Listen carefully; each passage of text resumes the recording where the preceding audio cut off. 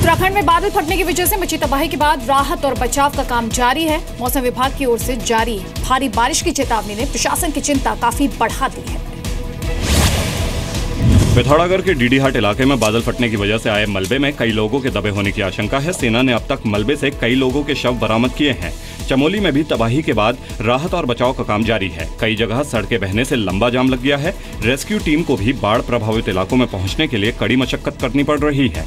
चमोली में गोविंद घाट का पुल टूटने से हेमकुंड साहिब का रास्ता बंद हो गया है। भूस्खलन से बंद हो चुके चंबा ऋषिकेश हाईवे से मलबा हटाने का काम जारी है। उत्तराखंड की बात करें तो वहां आज और कल भारी से बहुत भारी बरसात एक दो स्थानों पर देखने को मिल सकती है। जो राहत बचाव कार्य हो रहे हैं उनमें तेजी आई है। कल रात से पिथौरागढ़ में एक और डेड बॉडी निकाली गई है, तो कुल वहाँ मरने वालों की संख्या 9 हुई है पिथौरागढ़ जिले में। हमें जो उम्मीद है कि बचे हुए जो 15 यहाँ पर और जो मलबे में दबे हुए हैं, हमें उम्मीद है कि हम आज रात तक या लास्ट कल तक इनको भी हम यहाँ से मलबे से निकाल देंगे। अगले 48 घंटों में उत्तराखंड के देहरादून, पौड़ी, टिहरी, हरिद्वार, नैनीताल, अल्मोड़ा, चंपावत, उधम सिंह नगर जिलों में भारी बारिश की चेतावनी जारी की गई है। बारिश की आशंका को देखते हुए राज्य के सभी स्कूल कॉलेज बंद कर दिए गए हैं। बारिश की वजह से गंगोत्री धाम की यात्रा फिलहाल रोक दी गई है। बारिश और बादल फटने की वजह से हुए नुकसान का जायजा लेने के लिए उत्तराखंड सरकार ने आज कैबिनेट की बैठक भी बुलाई है। कोलकाता से महज 300 किलोमीटर दूर बांग्लादेश की राजधानी ढाका में मुंबई 26/11 जैसा हमला हुआ। 20 लोग मारे गए। जवाबी कार्रवाई में 6 आतंकियों को मार गिराया गया। भारतीय समय के मुताबिक बीती शाम 8 बजे 8 से 9 हथियारबंद आतंकियों ने ढाका की आर्टिसन बेकरी पर हमला किया। आतंकियों ने रेस्टोरेंट में घुसते ही अंधाधुंध फायरिंग शुरू कर दी। रेस्टोरेंट में मौजूद लोगों को बंधक बना लिया। कमांडो कार्रवाई के दौरान 2 आतंकी भागने में कामयाब हो गए, जबकि एक आतंकी को जिंदा पकड़ लिया गया। सुरक्षा बलों ने 13 बंधकों को सुरक्षित छुड़ा लिया। इसमें एक भारतीय नागरिक भी शामिल है। कार्रवाई के दौरान रेस्टोरेंट में 2 बड़े धमाके भी सुनाई दिए। बांग्लादेश की प्रधानमंत्री शेख हसीना ने आतंकी हमले की निंदा की है। ये किस तरह के लोग हैं जो रमजान के महीने में लोगों को मार रहे हैं? सुरक्षा एजेंसियों ने शानदार काम किया है। हमने 13 लोगों को सुरक्षित बचाया है। 6 आतंकी मारे गए हैं।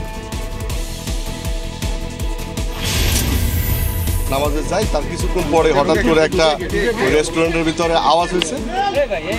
ওই আওয়াজটার পরে তারা একটু ভয় পেয়ে বারান্দায় গিয়ে তাকায়া দেখছে। দেখার পরে দেখেছে ভিতরে অনেক ফায়ার হচ্ছে। এখন অপারেশন চলতেছে। 7-8 জন বন্দুকধারীরা ভিতরে ঢুকেছে, এরকম ভাষ্য পাওয়া যাচ্ছে। আমরা चश्मदीदों के मुताबिक हमले के दौरान आतंकी अल्लाह अकबर के नारे लगा रहे थे।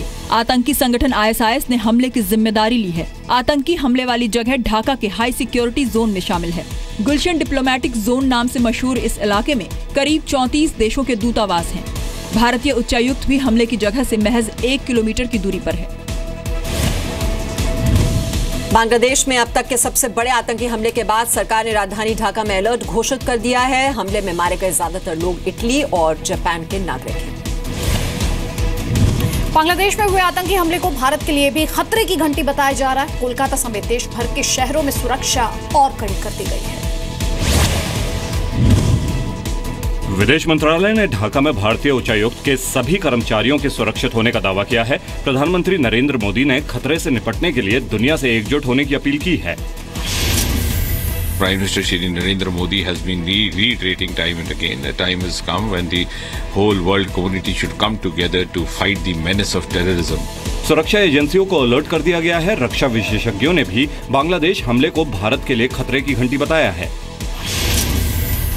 गंभीर तरीके से भारत को सोचना पड़ेगा। जितने इम्पोर्टेंट टारगेट्स हैं वहाँ पे हमारी सिक्योरिटी बढ़नी चाहिए। ISIS आ गया था, it's a wake up call for India. ISIS तो कई दिन से कह रहा है कि वो अपना प्रभाव पूर्व की तरफ फैलाएंगे। बांग्लादेश में अमेरिकी दूतावास ने अपने कर्मचारियों के लिए एडवाइजरी जारी कर सुरक्षित जगह पर रहने को कहा है। ऑस्ट्रेलिया सरकार ने बांग्लादेश में अपने नागरिकों की सुरक्षा के लिए हर संभव कदम उठाने का दावा किया है।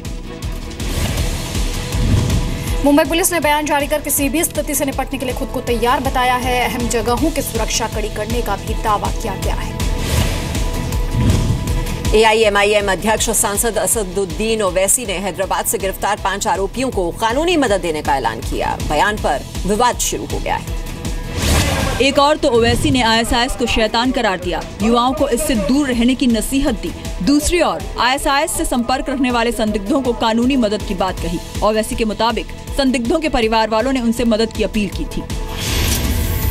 नामपल्ली कोर्ट के सीनियर एडवोकेट अब्दुल अजीम साहब को बोला कि बच्चे आए थे मेरे पास, इनके खानदान वाले आए, इनको वकील की जरूरत है, ये कह रहे हैं इन्होंने नहीं किया, मिला वकील दो, लीगल हेल्प हम करेंगे। बीजेपी और शिवसेना ने ओवैसी के बयान पर निशाना साधा है। मुस्लिम धर्मगुरु ने भी बयान पर सवाल उठाए हैं।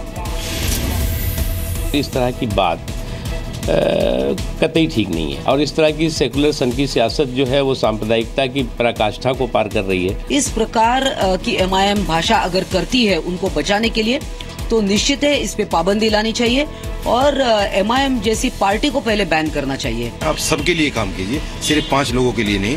ये 5 लोगों का नाम लेकर तो आप खाली अपनी वाहवाही लूटना चाहते हैं मुसलमानों में और अपने आप को हीरो साबित करना चाहते हैं।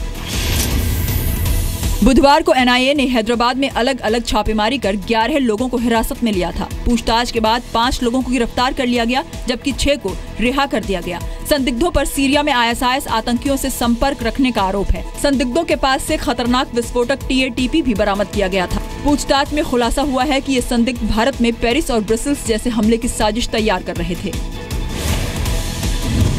गिरफ्तार किए गए 5 संदिग्धों को NIA ने पूछताछ के लिए 12 दिन के रिमांड पर लिया है। दिल्ली में टैंकर घोटाले को लेकर बीजेपी आज फिर केजरीवाल सरकार के खिलाफ सड़कों पर उतरी। बीजेपी सांसद विजय गोयल की अगुवाई में बीजेपी कार्यकर्ताओं ने मुख्यमंत्री अरविंद केजरीवाल के घर के बाहर प्रदर्शन किया। इस दौरान विजय गोयल ने खुद वाटर टैंक चलाया। बीजेपी कार्यकर्ताओं ने केजरीवाल के इस्तीफे की मांग की। बीजेपी ने केजरीवाल सरकार पर घोटाले की रिपोर्ट 11 महीने तक दबाकर आरोपी कंपनियों को फायदा पहुंचाने का आरोप लगाया है। पानी टैंकर का जो घोटाला है वो कांग्रेस से शुरू होकर आम आदमी पार्टी की केजरीवाल सरकार तक आ गया है। दोनों ने कंपनियों से पैसे खाए हैं, इसलिए आज भी वो कंपनियां काम कर रही हैं। दिसंबर 2011 में दिल्ली जल बोर्ड ने 3 कंपनियों को 385 टैंकर सप्लाई करने का ठेका दिया था। आरोपों के मुताबिक जो काम 200 करोड़ में हो सकता था, उसके लिए तत्कालीन शीला दीक्षित सरकार ने 600 करोड़ रुपए खर्च किए। फिलहाल दिल्ली ACB टैंकर घोटाले की जांच कर रही है। बम बम भोले के जयकारों के साथ आज से अमरनाथ यात्रा की औपचारिक तौर पर शुरुआत हुई। गृह मंत्री राजनाथ सिंह ने भी पवित्र गुफा में बाबा बर्फानी के दर्शन किए। गृह मंत्री राजनाथ सिंह जम्मू कश्मीर के राज्यपाल NN वोहरा के साथ हेलीकॉप्टर से अमरनाथ पहुंचे।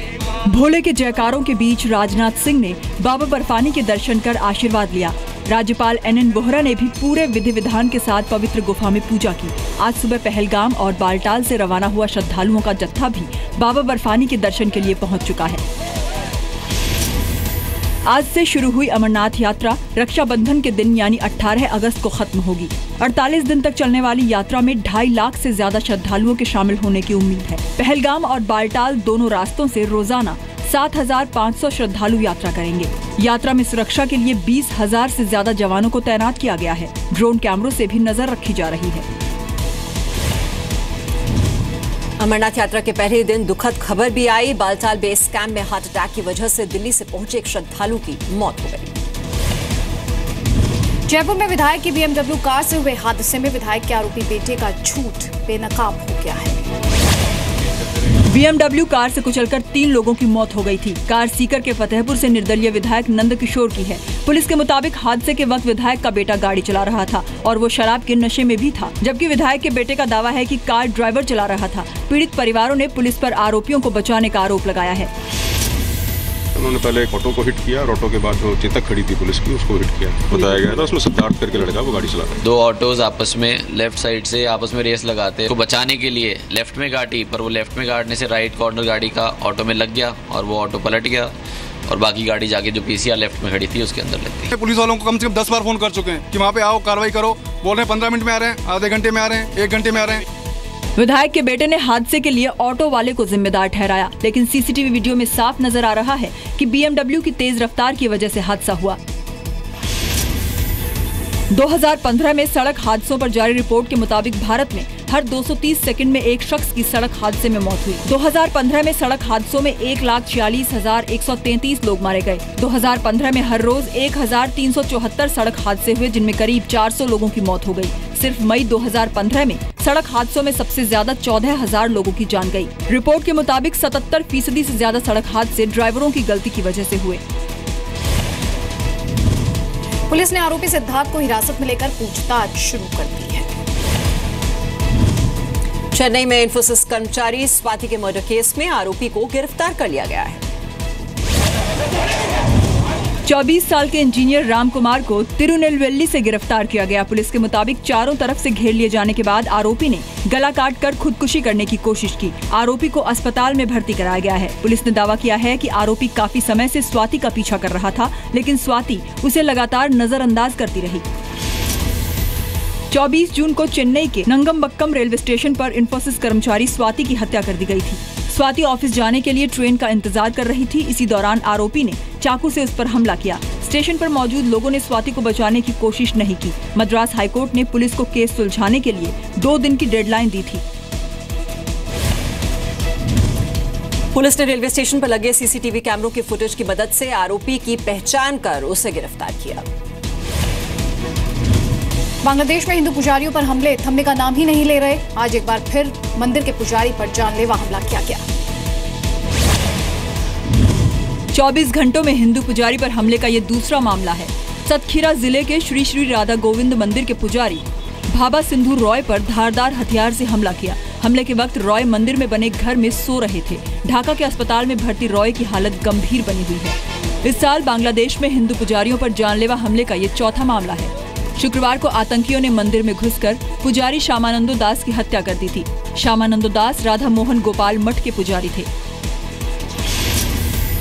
7 जून को झिनाइदाह में 65 साल के पुजारी आनंद गोपाल गांगुली की हत्या कर दी गई थी। फरवरी में एक मंदिर के भीतर ही जोगेश्वर दशाधिकारी नाम के पुजारी की चाकू घोंपकर हत्या कर दी गई थी।